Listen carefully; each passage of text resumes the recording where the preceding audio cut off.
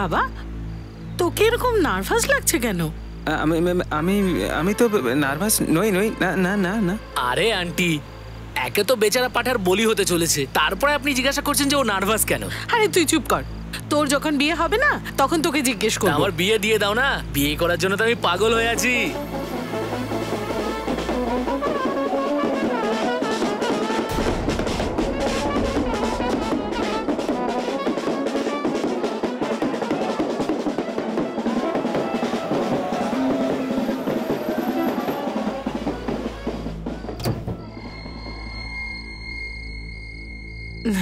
নমস্কার। হ্যাঁ হ্যাঁ নমস্কার। নমস্কার নমস্কার।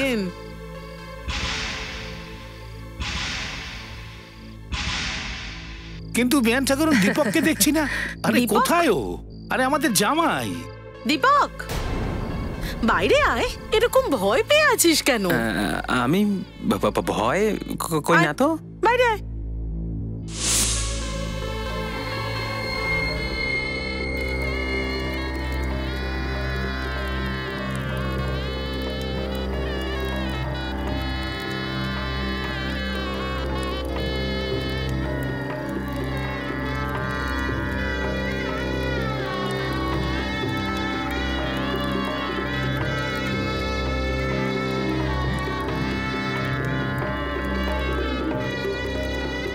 এবারে বরবউ মালা বদলের জন্য দাঁড়িয়ে পড়ুন।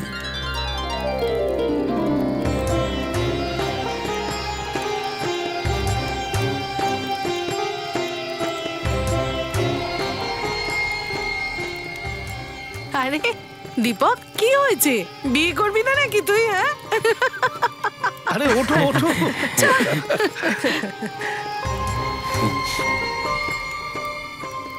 তানিয়া তাড়াতাড়ি কর, মত বদলে না যায়। মালাটা পরিয়ে দে।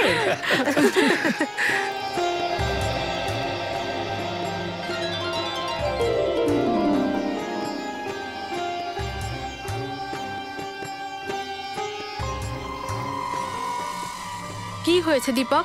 তোমাকে এত চিন্তিত কেন লাগছে? এমন কিছু নয় তো যে তুমি বিয়ে করার সিদ্ধান্তই বদলে নিয়েছো? না না না, কখনো না।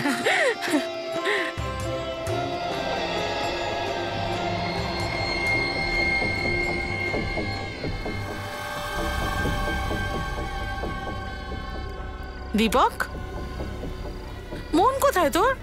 মালা বদল কর। বিয়ে করবি না নাকি তুই? হ্যাঁ মা, পড়াচ্ছি। হয় দিদি হয়, যখন কারোর স্বপ্ন পূরণ হয় তখন সে একটা ঘোরের মধ্যে থাকে।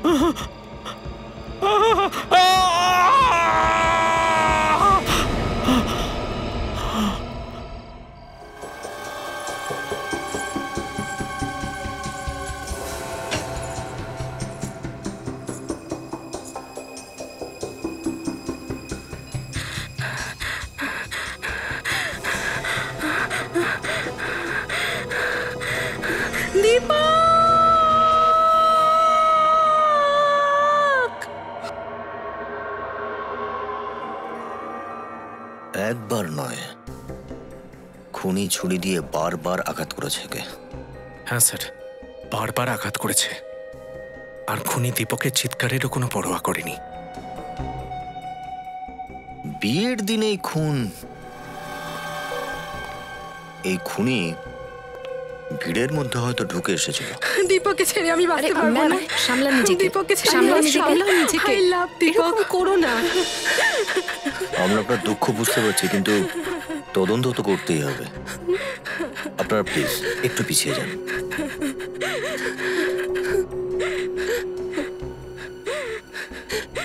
এক্স্যাক্টলি এখানে কি হয়েছিল? সকাল থেকেই অদ্ভুত আচরণ করছিল। অদ্ভুত আচরণ? ওর মনটা কোথায় যে ছিল, কেমন যেন চিন্তায় ছিল, ভয় পেয়েছিল। ও ভয় পাচ্ছিল? আগে হ্যাঁ, মণ্ডপে তানিয়াকে মালা পরানো সহ হঠাৎ চিৎকার করে ও মাটিতে লুটিয়ে পড়ল, আর তারপর অজ্ঞান হয়ে গেল। দীপক, দীপক, দীপক, চোখটা খোল না বাবা, চোখটা খোল। আসুন আসুন ডক্টর, দেখুন দীপকের কি হয়েছে। একটু আগেও তো ঠিক ছিল। দেখুন না ডাক্তার বাবু।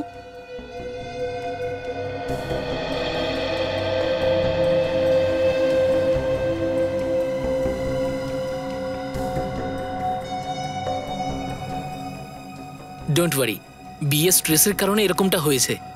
আমি ওকে একটা ইঞ্জেকশন দিয়ে দিচ্ছি, সকালের মধ্যে ওনার জ্ঞান ফিরে আসবে। Thank you doctor. আসুন ডাক্তারবাবু, আমি আপনাকে বাইরে ছেড়ে দিচ্ছি। আসুন ডাক্তারবাবু। হঠাৎ করে এমন? না না, একদম চিন্তা করবেন না, ওনার কিছু হবে না। নে মা, তুই এবার একটু বিশ্রাম করে নে। না মা, আমি দীপকের পাশেই থাকবো। তোমরা বাইরে যাও, সবাই সেখানে অপেক্ষা করছে। ঠিক আছে মা, যদি কোনো কিছু দরকার হয় তাহলে আমাকে ডেকো। ঠিক আছে, টেক কেয়ার। আচ্ছা মা, খেয়াল রাখিস। চলুন।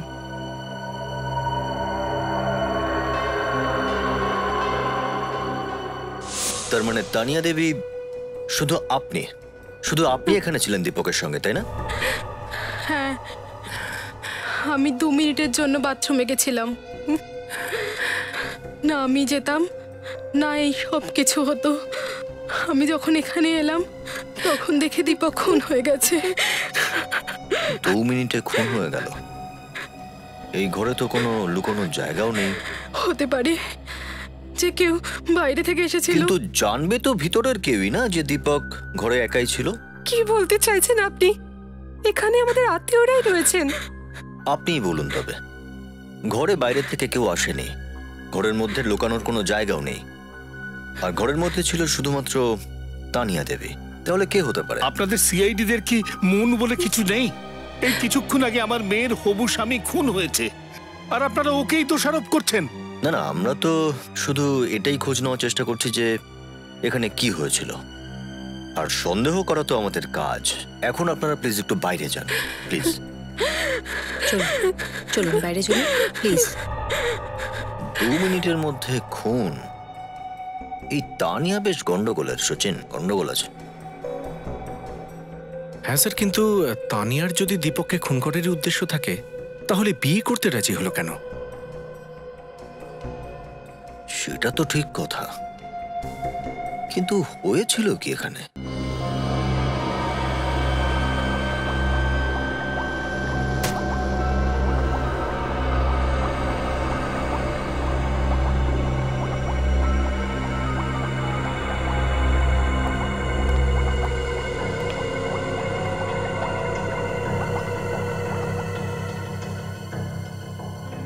স্যার, আমার তো অনেক সময় ওই মানুষটার উপরই রাগ হয় যে ছুরির মতো অস্ত্র বানিয়েছে। আজকাল সবজিপত্র কাটার থেকে মানুষকে কাটার জন্য এটা ব্যবহার করা হচ্ছে বেশি। না না সারিকা, এতে চাকু ছুরির কোনো দোষ নেই। দোষ সেই সমস্ত মস্তিষ্কের যারা এর ভুল প্রয়োগ করে। আর দেখো, আমরাও তো ব্যবহার করছি এই চাকু ছুরিগুলো অপরাধীদের ধরতে। একদম ঠিক। ভুল কখনো অস্ত্র করতে পারে না, অস্ত্রের ভুলভাবে ব্যবহার করা হয়ে থাকে। বাই দ্য ওয়ে, আপনি কি জানতে পারলেন এই ছুরি দীপকের পেটে কে ঢুকিয়েছে? Very good. এখন এই কথাটি তো বাকি ছিল। এখন তোমরা খুনির নাম ঠিকানাও আমাদের থেকে জিজ্ঞেস করবে। হ্যাঁ, আরে ভাই, আমি যতটুকু জানি খুনিদের খুঁজে বার করা তোমাদের কাজ, তাই না? হ্যাঁ স্যার, কিন্তু চাকুতে কারুর হাতের ছাপ নিশ্চয়ই পেয়েছেন। না, পাওয়া যায়নি। কোনো অসুবিধা আছে? না স্যার, মানে পাওয়া যায়নি তো পাওয়া যায়নি, এর মধ্যে আপনার দোষ কোথায়? দোষ তো আমাদের। তুমি কিছু বললে? না স্যার। আরে ভাই, ছুরি খুনি সাফ করে দিয়েছে তো ডক্টর শাহরুখের কি দোষ থাকতে পারে? বাই দ্য ওয়ে, আর কিছু নিশ্চয়ই জানতে পেরেছেন আপনি? হ্যাঁ, পাওয়া তো গেছে। হ্যাঁ, কি? এর পেটের মধ্যে আমি কেমিক্যাল পেয়েছি। দেখেছো, এই না হলে হয়। ডক্টর শাহরুখে কিচ্ছু লুকোন না, যা জানা যায় সব বলে দেন আমাদের। আচ্ছা, এই কেমিক্যাল কোন ধরনের এখনই বলবেন নাকি পরে আসবো? না না, যখনই এসো, কোনো লাভ নেই। কিচ্ছু জানতে পারেননি? জানাই যায়নি। বা কোনো ফিনাইল টিনাইল? না, কিছু বলতেই পারবো না। দৌড় শেষ হয়ে গেল? হ্যাঁ, আটকে গেছি। সারিকা ম্যাডাম, আপনি তো অন্তর্যামী, আপনি তো নিশ্চয়ই জানবেন। আপনিই বলুন। আরে সারিকা, বলে দাও বলে দাও বলে দাও। আসলে হয়েছে কি, সিনিয়র ইন্সপেক্টর অভিজিৎ একটু তাড়াহুড়োর মধ্যে আছেন। আগে না ডক্টর শাহরুখে, আমি তো সারিকা ম্যাডামের ভক্তিতে ডুবে রয়েছে। ভক্তিতে? আগে হ্যাঁ, যদি উনি বলে দেন তাহলে আমরা এখান থেকে চলে যাব। হ্যাঁ, তো বলে দাও না, বলে দাও। হ্যাঁ হ্যাঁ, তো বলে দিন বলে দিন। টেস্ট হয়ে গেছে। এই কেমিক্যালটা অ্যান্টি ডিপ্রেশনের জন্য ব্যবহার করা হয়, টেনশন কম করার কাজে যেটা লাগে। তার মানে এই দীপক খুব টেনশনে থাকতো? খুব বেশি। আমরা খুব বেশি মাত্রায় পেয়েছি ওর রক্ত থেকে। স্যার, ওর তো বিয়ে হওয়ার কথা ছিল, হয়তো সেই টেনশনের জন্য ওষুধগুলো খেত। কি সব বলছো কাজল তুমি?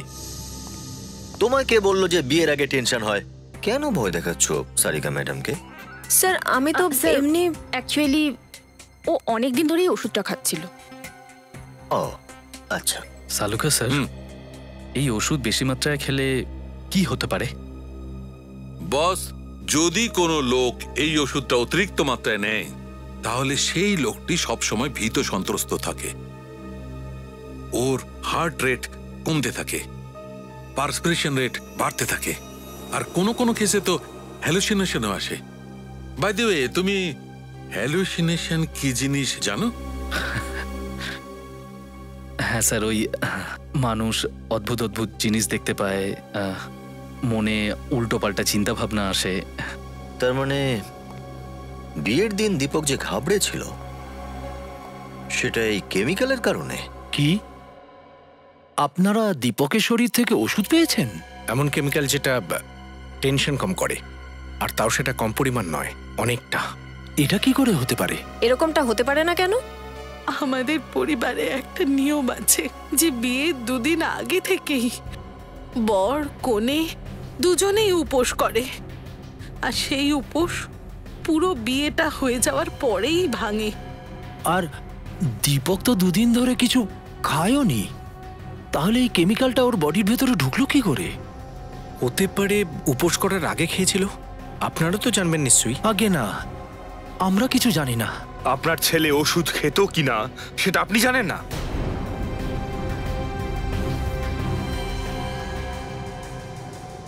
স্যার, অ্যাকচুয়ালি দীপক আমাদের নিজের ছেলে নয়। কি? হ্যাঁ স্যার। 3 বছর আগে ও আমাদের সামনের বাড়িতে থাকতো। ওর বাবা মা ছিল না, আমাদেরও কোনো সন্তান ছিল না। ওর মধ্যে আমরা নিজের সন্তানকেই দেখতে পাই, ব্যাস তখনই ওকে ছেলে বানিয়ে দিই, কিন্তু তাকেও কেড়ে নিল। এইভাবে ভেঙে পড়ো না প্লিজ স্যার, দীপকের সম্পর্কে বারবার জিজ্ঞেস করে আমাদের কাটা খাই নুনে ছেড়ে দেবেন না। আপনারা এবার যান এখান থেকে। যদি প্রশ্ন না করা হয় তাহলে খুনটা কে করেছে জানা যাবে কি করে? এইসব প্রশ্ন বারবার জিজ্ঞেস করলে দীপক কি ফিরে আসবে? তার মানে আপনি চান না যে দীপকের খুনি ধরা পড়ুক? What nonsense! আপনারা আমার মেয়েকে সন্দেহ করছেন? যে সময় দীপক খুন হয়েছিল সেই সময় তানিয়া ছাড়া ঘরে আর কেউ ছিল না, রাইট? আমার যদি দীপককে খুনি করার ছিল তাহলে আমরা বিয়ে করতাম না। তোমাদের তো লাভ ম্যারেজ হচ্ছিল না? হ্যাঁ, আমরা দুজনে একই অফিসে কাজ করতাম। কাজ করতে করতে আমরা একে অপরকে ভালোবেসে ফেলি। তাহলে তো আপনাদের মধ্যে খুব গভীর প্রেমের সম্পর্ক। কোনো সন্দেহ আছে আপনার? আগে না, একদম না, বরং অদ্ভুত ব্যাপার। এত গভীর প্রেম, আর আপনি জানতেনই না যে দীপক ওষুধ খেত কিনা? না। আচ্ছা, আপনি দীপকের অতীতের ব্যাপারে কি জানতেন? দীপকের অতীত সম্পর্কে বেশি কিছু জানি না আমি। কেন? বিয়ের আগে আপনি প্রয়োজন মনে করেননি? যে দীপকের ব্যাপারে খোঁজ নেওয়া উচিত? না, মনে করিনি। তোমার কথা কিন্তু বিশ্বাস হচ্ছে না। আপনাদের যা ভাবার তা ভাবতে পারেন। আচ্ছা, আপনারা এটা বলতে পারেন যে কাউকে সন্দেহ হয় কিনা? খুনটা কে করতে পারে? আমরা কাউকে সন্দেহ করি না। দীপক কোনো বিষয় নিয়ে চিন্তিত অথবা বিচলিত ছিল? আগে হ্যাঁ, গত 1 মাস ধরে খুবই চিন্তায় ছিল, আর আমাদের বাড়িতেই শুতে আসতো। ও নিজের বাড়িতে শুতো না। গত 1 মাস ধরে আপনার এখানে শুতো কেন? জানি না, ও বলছিল যে ওখানে ওর খুব একলা একলা লাগে। একা একা লাগতো? অদ্ভুত ব্যাপার।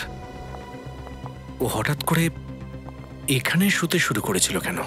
স্যার, আমার তো মনে হচ্ছে বাড়িটাতে কোনো গন্ডগোল আছে। একটা কাজ করে ফ্রেডি, ওই বাড়িতে গিয়ে দেখি।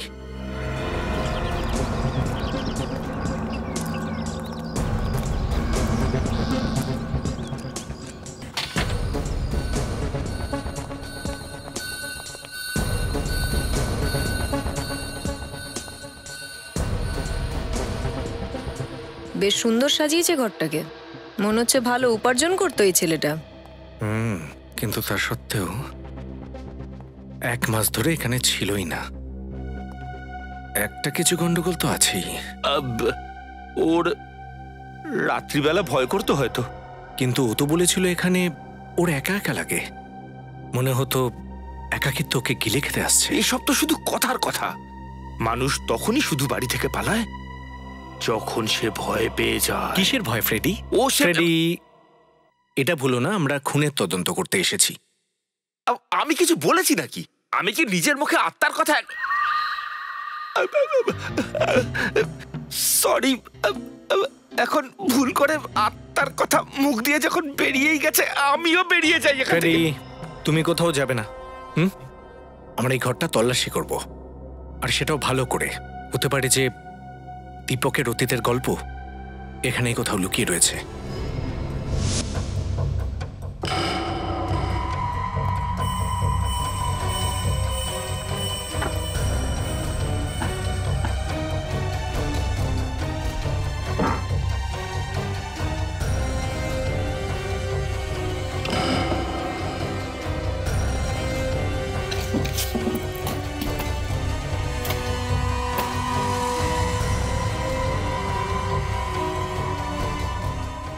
স্যার। হ্যাঁ কাজল, এ দেখুন।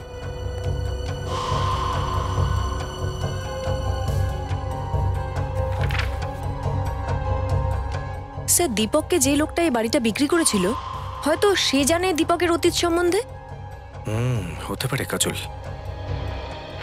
স্যার। হ্যাঁ ফ্রেডি। এই দেখুন স্যার, ড্রয়ারের মধ্যে ওষুধ ভর্তি। কাজল,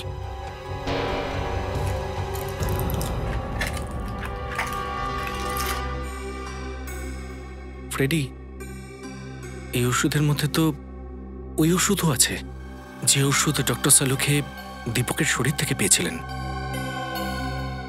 এই ওষুধ প্রেসক্রিপশন ছাড়া বিক্রি করা যায় না। কোনো সাইকিয়াট্রিস্ট হবে যে ওকে এই ওষুধগুলো প্রেসক্রাইব করেছিল। এর মধ্যে কি?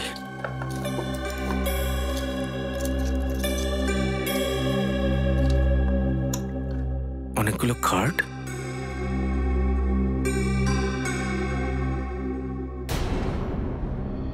সাইকিয়াট্রিস্ট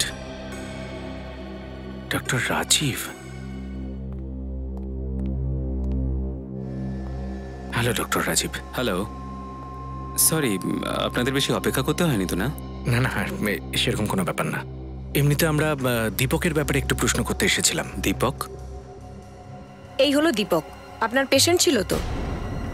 আগে হ্যাঁ। এ কি কারোর খুন করে দিয়েছে? আগে না, বরং ওকেই খুন করা হয়েছে। ও নো, আই এম সরি। আচ্ছা, ঠিক কি অসুস্থতার জন্য আসতো এখানে? এর হ্যালুসিনেশনস হতো। কি ধরনের হ্যালুসিনেশন? ও বলতো যে ওর বাড়িতে ও আত্মা দেখতে পেত।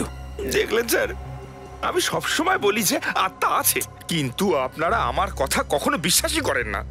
আসলে আত্মা বলে কিছু হয় না, এটা মানুষের মনের ভুল। মানে ঠিক এই ভয়টার জন্য দীপক গত 1 মাস ধরে নিজের বাড়িতে থাকতো না? হ্যাঁ কাজল, এটাই কারণ। আচ্ছা এটা বলুন যে দীপক কখনো আপনার কাছে আত্মার ব্যাপারে কিছু বলেছিল? খুব বেশি কিছু বলেনি। আসলে আত্মাদের কথা চিন্তা করে ও এত ভয় পেয়ে গেছিল যে ওর হাত কাঁপতো আর ওর ঘাম বেরোতো। কিন্তু তাও কিছু তো বলবে যে এই আত্মা কি করতো, কি বলতো, কিছু তো বলে থাকবে। প্রায়ই ও 3টে জিনিসের ব্যাপারে কথা বলতো। কি সেই 3টে জিনিস? কোনো মহিলার ব্যাপারে, কোনো গাড়ির ব্যাপারে আর জলের ব্যাপারে। এটা আবার কি ব্যাপার রে বাবা? মহিলা, জল আর গাড়ি?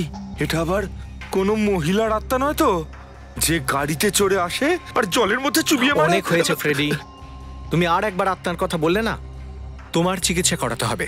হ্যাঁ, ও এটাও বলেছিল যে এটা প্রায় 3-4 বছর আগেকার কথা। ও, তার মানে হলো আমাদের সন্দেহ ঠিকই ছিল। দীপকের খুনের রহস্য ওর অতীতের সাথে জুড়ে আছে। Thank you so much sir. Sir আমি দীপকের মোবাইল কোম্পানিতে ফোন করে জিজ্ঞেস করেছি স্যার যে ও কাকে কাকে ফোন করেছে আর ওর ফোনে কার কার ফোন এসেছে। সব নম্বর দেখে নিয়েছো? হ্যাঁ স্যার, সব চেক করেছি কিন্তু ভুলভাল কোনো নাম্বার পেলাম না। ঠিক আছে। ফ্রেডি কোথায়? আর বলবেন না, ডক্টর রাজীব যে মুহূর্তে বলেছেন যে দীপক ওর বাড়িতে আত্মা দেখতে পেত, ফ্রেডির অবস্থা খারাপ হয়ে গেছে। হাফ ডে ছুটি নিয়ে বাবু বাড়ি পালিয়েছে। বাহ, ওর শুধু এটুকুই বাকি রয়ে গিয়েছিল। কিন্তু তদন্ত এখনো একই জায়গায় আটকে রয়েছে। গাড়ি, মেয়ে আর জল, এই 3টির নিজেদের মধ্যে কি সম্পর্ক থাকতে পারে? স্যার ডক্টর রাজীব বলছিলেন যে এই 3টের সম্পর্ক অতীতের সাথে জড়িত।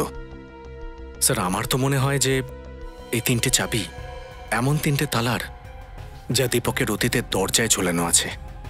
এই দীপক 3 বছর আগে এখানে এসেছিল না থাকার জন্য? তাহলে হতে পারে এই খুনি ওর কোনো পুরনো শত্রু, যে 3 বছর ধরে ওকে খুঁজছিল বদলা নেওয়ার জন্য। আর যে মুহূর্তে দীপকের অ্যাড্রেস পেয়ে যায় খুনি, সে ওই আত্মার খেলা খেলতে শুরু করে আর সুযোগ পেতেই ওকে মেরে ফেলে। ওই ব্যক্তির খোঁজ পাওয়া গেল যার কাছ থেকে ও বাড়িটা কিনেছিল? পেলে ওকে? স্যার ইনি মিস্টার গগন। দীপককে ওই বাড়িটা ইনি বিক্রি করেছিলেন। বাড়ি বিক্রি করা তো কোনো অপরাধ নয়, তাহলে আপনারা আমাকে এখানে কেন ডেকেছেন? আমার বাড়ি ছিল, আমি বিক্রি করেছি। মিস্টার গগন, আপনার বাড়ি ছিল, আপনি বিক্রি করেছেন, ভালো কথা। কিন্তু আপনি যাকে বাড়িটা বিক্রি করেছিলেন, দীপক, আপনি কি জানেন তাকে খুন করা হয়েছে? খুন? কিন্তু কে করলো এইসব? ওইসব আত্মারা যাদের আপনার বাড়িতে দীপক দেখতে পেত। কি বাজে কথা বলছেন এইসব? আমার বাড়িতে কোনো আত্মা ছিল না। দীপকের বিষয়ে আপনি কি জানতেন? আগে বেশি কিছু নয়। যখন ও আপনার থেকে বাড়িটা কিনেছিল তখন ও বলেনি ও কোত্থেকে এসছে, কোথায় থাকতো আগে? এতটা তো আমার মনে নেই, আর আমি ওকে সব জিজ্ঞাসাও করিনি, কারণ সেই সময় আমার টাকার এত প্রয়োজন ছিল, তাই আমার টাকা পেয়েছি আর সঙ্গে সঙ্গে চলে গেছি। কত টাকা পেয়েছিলেন আপনি? ছাড়ুন না স্যার, এসব জেনে আপনারা কি করবেন? পেমেন্ট ক্যাশও হয়েছিল নাকি চেকে? 50 লাখ টাকার চেক ছিল, বাকি সব ক্যাশ। ওই 50 লাখ টাকার চেকের ডিটেলস চাই আমাদের। এই হলো সেই চেক নাম্বারটা, AOP 09813। আমরা এই চেকটার সমস্ত ডিটেলস চাই। স্যার আপনাদের ইনফরমেশন একেবারে কারেক্ট। চেকটা মিস্টার দীপকই ইস্যু করেছিলেন 3 বছর আগে। কিন্তু এতগুলো টাকা দীপকের কাছে এলো কি করে? এই চেকটা ইস্যু হবার 5 দিন আগেই কেউ ওনার নামে টাকাটা ট্রান্সফার করেছিল। কিন্তু কে? দিল্লির অ্যাকাউন্ট নাম্বার MKR 1097612। এই অ্যাকাউন্টটা কার নামে? স্যার এটা তো আপনাদের মানি মিডিয়া ব্যাংক থেকেই জানতে হবে, কারণ এই অ্যাকাউন্টটা ওখানকার।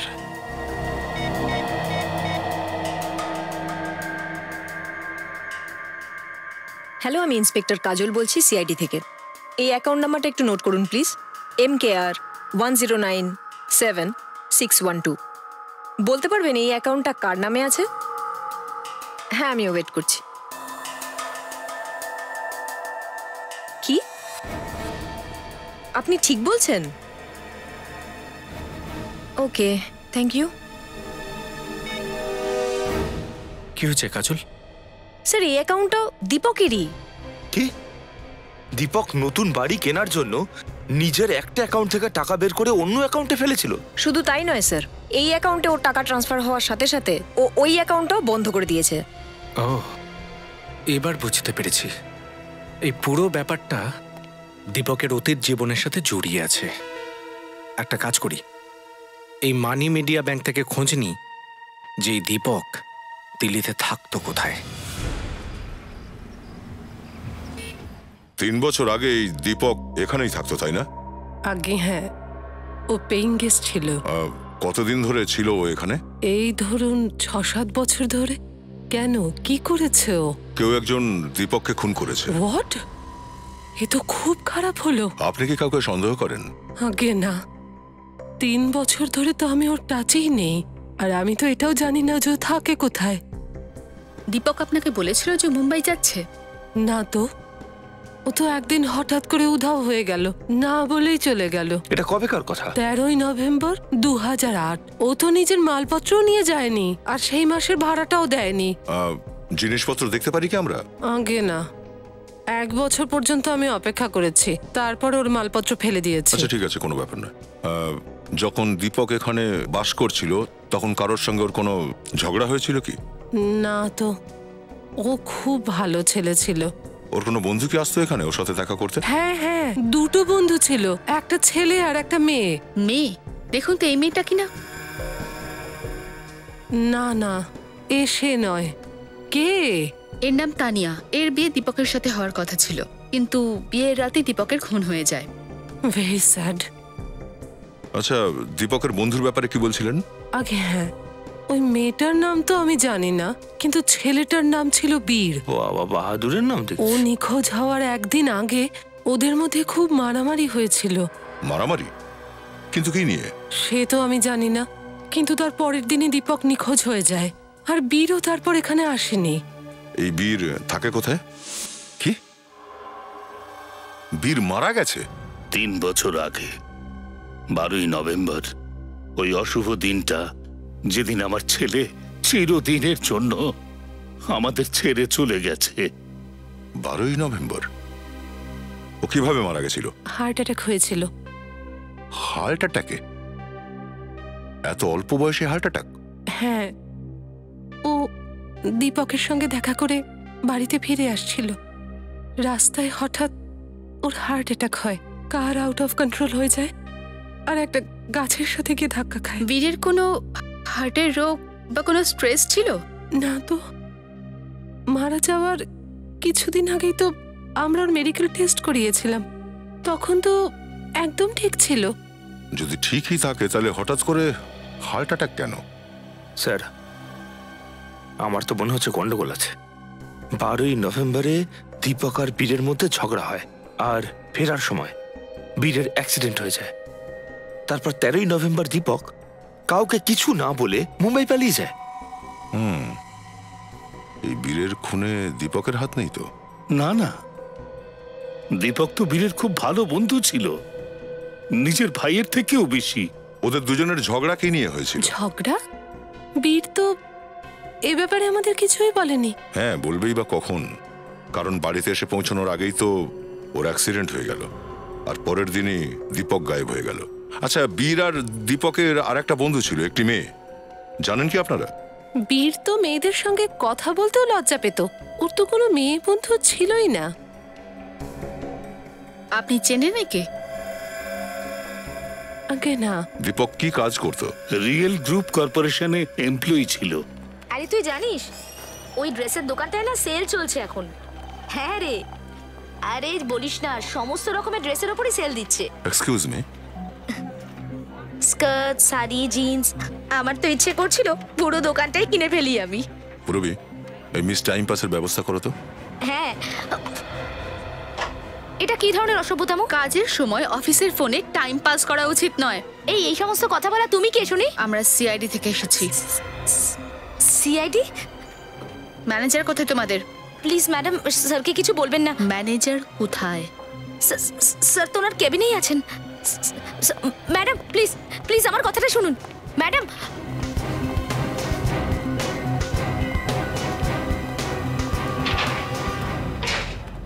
আরে আপনারা এভাবে কি করে ভেতরে চলে এলেন? আপনারা কারা? সিআইডি। বলুন। আমরা দীপক কুমারের ব্যাপারে কিছু ইনফরমেশন চাইছি। কোন দীপক? মনে হচ্ছে তোমার মেমোরিতে জং ধরে গেছে। কোনো ব্যাপার নেই, জং আমি ছাড়িয়ে দিচ্ছি। 3 বছর আগে দীপক কুমার তোমার কোম্পানির একজন এমপ্লয়ি ছিল এখানে, কিছু মনে পড়লো? এই যে। আরে আপনি এই দীপকের কথা বলছেন? এ তো দীপু। খুব আফসোস হচ্ছে এটা আপনাকে বলতে যে কেউ একজন আপনার দীপুকে খুন করে দিয়েছে। কি? দীপক খুন হয়েছে? হ্যাঁ, আর খুনির খোঁজেই আমরা এখানে এসেছি। কিন্তু ওর খুনিকে এখানে কি করে পাবেন? দীপকের খুনের কারণ ওর অতীতের সাথে জড়িত। দেখুন, দীপক আমার জুনিয়র ছিল, আর আমার থেকে ওকে ভালোভাবে হিতেশ চিনতো। এই রিতেশটাকে? হিতেশ দীপকের কলেজের ফ্রেন্ড, দুজনে এখানে একসাথে চাকরি করতো। হিতেশ কি এখনো এখানে কাজ করে? আগে হ্যাঁ। ডাকো। শিওর।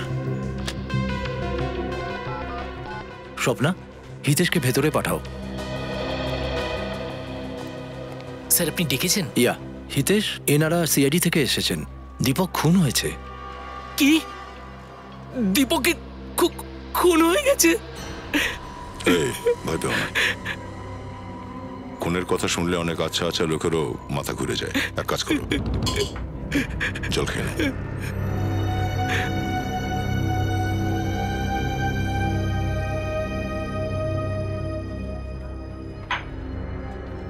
ঠিক আছে? হ্যাঁ স্যার। আচ্ছা, দীপক আর তুমি কলেজ থেকেই বন্ধু ছিল, তাই না? হ্যাঁ স্যার। দীপকের কি কারোর সাথে কোনো শত্রুতা ছিল? না স্যার, দীপক তো খুবই ভালো মানুষ ছিল, ওর তো কোনো শত্রু নেই। আর বীর? ও তো হার্ট অ্যাটাকের জন্য মারা গিয়েছিল স্যার, তাও আজ থেকে 3 বছর আগে। বীর আর দীপকের মধ্যে কোনো ব্যাপার নিয়ে ঝগড়া হয়েছিল, তাই না? ওরা দুজন তো খুব ভালো বন্ধু ছিল স্যার। আর এই দুজন বন্ধুর মধ্যে কোন এক মেয়েও ছিল, তাই না? আচ্ছা, আপনারা কি দিব্যার কথা বলছেন? দিব্যা? কে এই দিব্যা? দীপকের গার্লফ্রেন্ড ছিল, আর খুব তাড়াতাড়ি ওদের বিয়েও হতে চলেছিল। আচ্ছা দেখুন তো, সে নয় তো? না তো। এই মেয়েটি কি? তানিয়া। দীপকের সাথে এর বিয়ে হতে যাচ্ছিল। কিন্তু এটা কি করে সম্ভব? দীপক আর দিব্যা তো কলেজে পড়ার সময় থেকে ভালোবাসতো, আর এই কথাটা তো সবাই জানতো স্যার। অদ্ভুত ব্যাপার স্যার। যদি দীপক দিব্যাকেই ভালোবাসতো, তাহলে বিয়ে সে তানিয়াকে করতে চাইছিল কেন? দিব্যা থাকে কোথায়? ওর অ্যাড্রেসটা দাও তো। শক্তিনগরে, প্লট নাম্বার 82।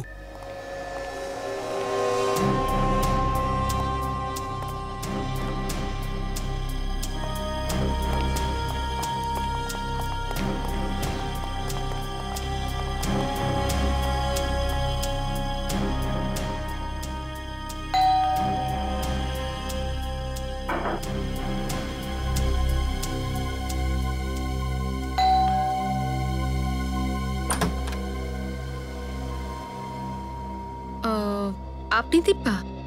হ্যাঁ, আমিই দিব্যা। আপনারা ব্যাংক থেকে এসেছেন? আরে না না, আমরা সিআইডি, মুম্বাই। সিআইডি? কোনো সিরিয়াস ব্যাপার বুঝি স্যার? ওই, আমরা দীপক কুমারের ব্যাপারে কথা বলতে এসেছিলাম। যে মানুষটা পৃথিবীতেই আর নেই, তার ব্যাপারে কথা বলে কি হবে স্যার? আপনি জানেন দীপকের মৃত্যুর বিষয়? আমি জানবো না তো আর কে জানবে ম্যাডাম? আজও স্মৃতি আমাকে প্রতি মুহূর্তে কুড়ে কুড়ে খায়। 3 বছর হয়েছে মারা গেছে। 3 বছর? দীপকের মৃত্যু তো 2 দিন আগে হয়েছে। 2 দিন আগে? হ্যাঁ। নিশ্চয়ই আপনাদের কোথাও একটা ভুল হচ্ছে। আপনারা দীপক কুমারের কথাই বলছেন তো? আগে হ্যাঁ, আমরা এই দীপক কুমারেরই কথা বলছি। হ্যাঁ, ওই তো আমার দীপক, আমার হাজবেন্ড, যে 3 বছর আগে একটা অ্যাক্সিডেন্টে মারা গেছে। স্বামী? অ্যাক্সিডেন্ট? ব্যাপারটা কি? দীপকের বিয়ে তো তানিয়ার সাথে হওয়ার কথা ছিল 2 দিন আগে। দেখুন, আপনি আমার মৃত স্বামীকে নিয়ে কোনো কথা বলবেন না। ও আমাকে ছাড়া অন্য কোনো মেয়েকে নিয়ে ভাবতেই পারতো না। এক মিনিট। এই দীপকের মৃত্যুটা কি করে হয়েছিল? 13ই নভেম্বর 2008 সালের কথা এটা। আমি ব্রিজের ওপর দাঁড়িয়ে দীপকের জন্য অপেক্ষা করছিলাম, কিন্তু ও আসেনি। পরের দিন ওর গাড়িটা নদীতে পাওয়া যায়, কিন্তু দীপকের লাশে কোনো সন্ধান পাওয়া যায়নি। লাশ এই জন্যই পাওয়া যায়নি কেননা ও মরেইনি আদৌ। 3 বছর ধরে মুম্বাই ছিল। না, এটা হতে পারে না। যদি দীপক বেঁচেই ছিল, তাহলে ও ফিরে আমার কাছে কেন আসেনি? এটার উত্তর তো শুধু দীপকই দিতে পারতো, কিন্তু আফসোস যে ও পৃথিবীতে নেই। ঈশ্বর না জানি কোন পাপে শাস্তি দিচ্ছেন আমাকে। 3 বছর ধরে দীপকের মৃত্যুর কষ্ট নিয়েছিলাম, আর এখন তো মনে হচ্ছে ও আমার সঙ্গে বিশ্বাসঘাতকতা করেছে। দীপকের বাড়িওয়ালি বলছিল যে ও কাউকে কিছু না বলে ওখান থেকে নিখোঁজ হয়ে গেছিল। আসলে স্যার, দীপক আর আমি সবাইকে লুকিয়ে এই শহর ছেড়ে পালাতে চাইছিলাম। সেই জন্যই আমি ব্রিজে ওর জন্য অপেক্ষা করছিলাম। কেন শহর ছেড়ে যাওয়ার কি দরকার ছিল? দীপক আর বীর বিজনেস শুরু করার জন্য কারোর থেকে 5 লাখ টাকা ধার নিয়েছিল, কিন্তু শেয়ার মার্কেট ক্র্যাশ হয়ে যায়, সব টাকা ডুবে যায়। আর বীরের মৃত্যুর পর ধার মেটানোর সমস্ত দায়িত্ব দীপকের কাঁধে এসে পড়ে। তো তোমরা দুজনে প্ল্যান করেছিলে দিল্লি থেকে পালিয়ে গিয়ে একটা নতুন জীবন শুরু করার? হ্যাঁ স্যার, কিন্তু দীপক তো ওখানে পৌঁছয়নি। সারা রাত ব্রিজে দাঁড়িয়ে আমি ওর জন্য অপেক্ষা করেছিলাম। সত্যি তো এটাই যে দীপক ওর নতুন জীবনে তোমাকে সামিল করতেই চায়নি। ও তোমার জায়গাটা তানিয়াকে দিয়ে দিয়েছিল। ওর তানিয়ার সাথে 2 দিন আগে বিয়ে হওয়ার কথা ছিল। আমার তো এখনো বিশ্বাস হচ্ছে না। আচ্ছা, কে এই তানিয়া? তানিয়ার সঙ্গে তোমার দেখা করাবো আমরা, কিন্তু প্রথমে এটা বলো যে এই দীপক কি অ্যান্টি ডিপ্রেশনের কোনো ওষুধ খেত কখনো? Anti depressant? হ্যাঁ, এই স্ট্রেস, স্ট্রেন, টেনশন দূর করার জন্য। না, ও তো এরকম কোনো ওষুধ খেত না। আচ্ছা একটা কথা বলুন, দীপক কখনো আত্মাকে দেখতে পেত? আত্মা? What rubbish! এসব কি বলছেন আপনারা? এগুলো আমাদের কথা নয়, দীপক বলেছিল এগুলো মরার 1 মাস আগে। দীপকের কি কোনো মানসিক রোগ ছিল? আমার দীপক পাগল ছিল না। দেখুন, আমরা এটা বলতে চাইনি। হতে পারে দীপকের কখনো মাথায় কোনো আঘাত লেগেছিল। না, কখনো না। ও একদম হেলদি ছিল। হ্যাঁ, একবার ওর ডান হাঁটুটা ফ্র্যাকচার হয়েছিল, কিন্তু ও কোনো অ্যান্টি ডিপ্রেশন ওষুধ খেত না। ঠিক আছে, তুমি মুম্বাইয়ে যাওয়ার ব্যবস্থা করো। তানিয়ার আর বাড়ির লোকজনদেরও দীপকের অতীতটা জানানো খুব জরুরি। হ্যাঁ হ্যাঁ, আমি নিশ্চয়ই যাব মুম্বাই। আমিও দেখতে চাই যে সেই মেয়েটা আসলে কে, যার জন্য দীপক আমার সাথে এরকম করল। এই হলো দিব্যা, দীপকের প্রথম স্ত্রী। আর ইনি তানিয়া, দীপকের ভাবি দ্বিতীয় স্ত্রী। না, এটা হতে পারে না। আমি বেঁচে থাকতে দীপক কি করে দ্বিতীয় বিয়ে করতে পারে? মিথ্যে বলছো তুমি। দীপক আমাকে ছাড়া অন্য কাউকে বিয়ে করার কথা ভাবতেই পারে না। 3.5 বছরের বিয়ের সম্পর্ক আমাদের মধ্যে। আমি তো ওর বিধবা হয়ে এতদিন জীবন কাটাচ্ছিলাম। তারপর সিআইডি লোকেরা এসে আমাকে বলে যে দীপক বেঁচে ছিল। আর এই 2 দিন আগে ওর মৃত্যু। তুমি এসব নাটক বন্ধ করো। যদি দীপকের জীবনে অন্য কোনো মেয়ে থাকতো তাহলে তার কথা আমার কাছে লুকোতো না। ও আসলে অনেক কিছুই লুকিয়েছে তানিয়া ম্যাডাম। নাহলে এমন কি কারণ ছিল যে দীপকের অতীতের বিষয়ে কেউই ভালোভাবে জানবে না? আমি তো এটা বুঝতেই পারছি না যে যদি দীপক বেঁচে ছিল তাহলে আমার কাছে কেন ফিরে এলো না? কারণ ও তোমাকে না, আমাকে ভালোবাসতো, বুঝলে তুমি? যদি ও তোমাকেই ভালোবাসতো তাহলে এত বড় কথা কিছুতেই লুকোতো না। এক মিনিট প্লিজ। আমরা এখানে আপনাদের ঝগড়াঝাটি করার জন্য ডাকিনি। আপনাদের ডেকেছি দীপকের খুনির পর্যন্ত পৌঁছানোর জন্য। আর এমনিতেও দীপক আপনাদের দুজনকেই ঠকিয়েছে। হ্যাঁ, ঠকিয়েছে তো বটেই। আমার সামনে ও মৃত্যুর নাটক করেছে, নকল অ্যাক্সিডেন্ট করিয়েছে। এখানে তানিয়ার সঙ্গে নতুন জীবন শুরু করতে চাইছিল। ও একবারও ভাবেনি যে আমি কি অবস্থায় বাঁচবো। আমি একজন পতিব্রতা স্ত্রীর মতন সব সময় ওর সেবা করেছি। যখন ওর হাঁটু ভেঙে গিয়েছিল তখন দিনরাত ওর সেবা করেছি। আমি আমার সর্বস্ব দিয়েছি, আর ও আমার সাথে এরকম করলো। আমি তোমার কষ্টটা বুঝতে পারছি। ও আমাদের দুজনের মনটা ভেঙে দিয়েছে, আর সেই জন্যই ওকে ভগবান নিজেই শাস্তি দিয়ে দিয়েছে। আপনাদের কারোর উপর সন্দেহ আছে? কে মারতে পারে দীপককে? এটা তো আমি জানি না, কিন্তু এটা আমি জানি যে আমি নির্দোষ। আমি এই ব্যাপারে কিছুই জানি না স্যার, কিন্তু যত তাড়াতাড়ি সম্ভব আপনারা দীপকের খুনিকে খুঁজে বের করুন। আমরা আমাদের মতো চেষ্টা করে চলেছি, তবে এখন আপনারা আসতে পারেন। প্রয়োজন হলে আপনাদের আবার ডেকে পাঠাবো, প্লিজ।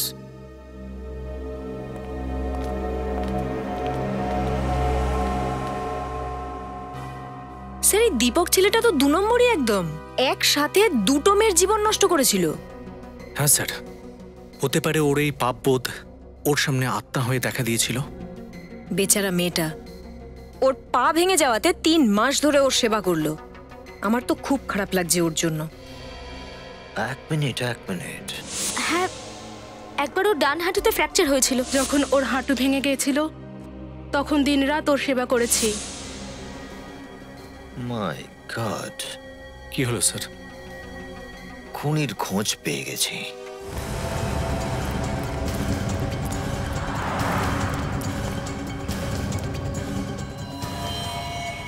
স্যার ওই যে ওইখানে। দিব্যা,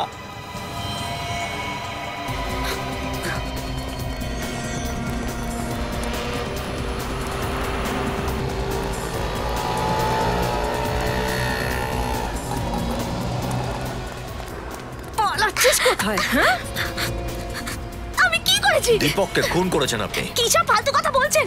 আমাকে ফাঁসাবার চেষ্টা করছেন আপনারা, না? দিব্যা ম্যাডাম, দীপকের হাঁটু শুধু একবার ভেঙেছিল, শুধু একবার। হ্যাঁ তো তো তো তানিয়া কি করে জানলো যে দীপকের হাঁটু ভেঙেছিল? হ্যাঁ, আপনার কোথাও একটা ভুল হচ্ছে। ওর হাত দুবারও তো ভাঙতে পারে। না না না না, যদি ওর হাঁটু দুবার ভাঙতো তাহলে ফরেনসিক থেকে আমরা ঠিক জেনে যেতাম। ওর হাঁটু শুধু একবার ভেঙেছিল, সেটাও 1 বছর আগে। আর আপনি 3 বছর ধরে ওর সঙ্গে দেখা করেননি, তাহলে আপনি কি করে জানতে পারলেন? হ্যাঁ, আসল কথাটা তো এইটা যে 3 বছর ধরে ওকে ফলো করছিল, সব জানে। দীপকের খুনটা ওই করেছে। না, আমি দীপককে খুন করিনি। ছেড়ে দাও আমাকে।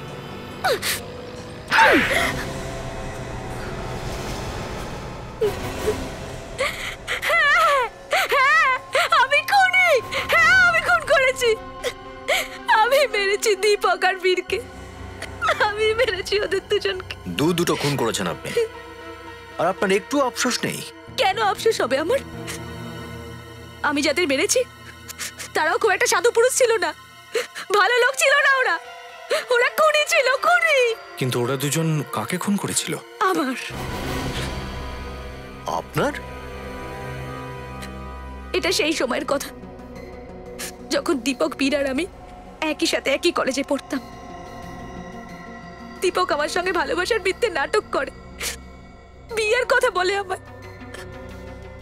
আর যখন কলেজ শেষ হয় পুরো না বলে দিয়েছিল আমাকে।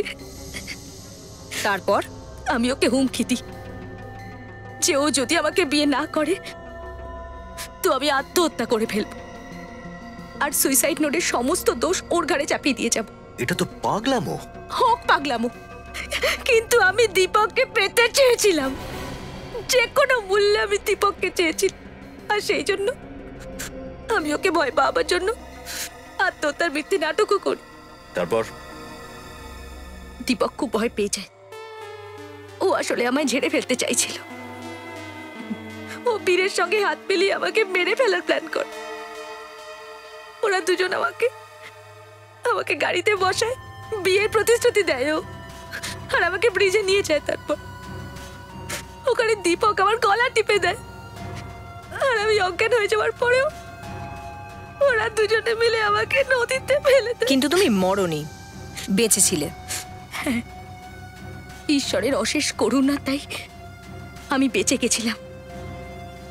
কিন্তু তারপর আমি ঠিক করে নিয়েছিলাম যে আমি দীপক আর বীর দুজনের জীবনটাকেই নরক করে দেব। আর আপনি আত্মা সেজে দুজনকে ভয় দেখাতে শুরু করলেন।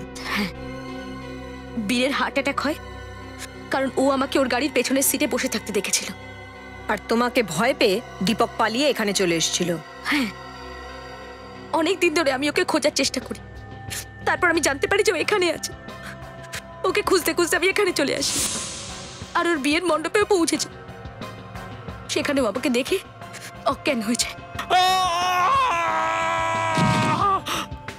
তারপর তানিয়া যখন ঘর থেকে বাইরে যায় তখন সুযোগ বুঝে আপনি ওকে খুন করলেন। কি হয়েছে মা? দীপকের শরীর ঠিক আছে তো? আমার তো খুব চিন্তা হচ্ছে বাবা। দীপকের এখনো জ্ঞান ফেরেনি। না না মা, ঘাবড়ে যাস না। ডাক্তার বলেছে না সকালের মধ্যে জ্ঞান ফিরে আসবে।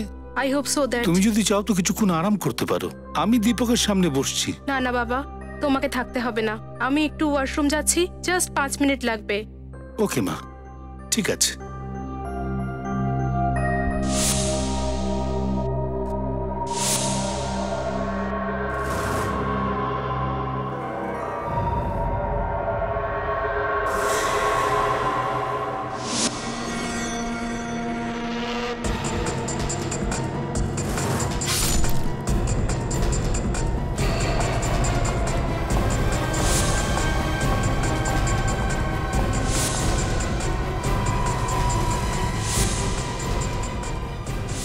আমি যা যা করেছি তার জন্য আমার কোনো আফসোস নেই।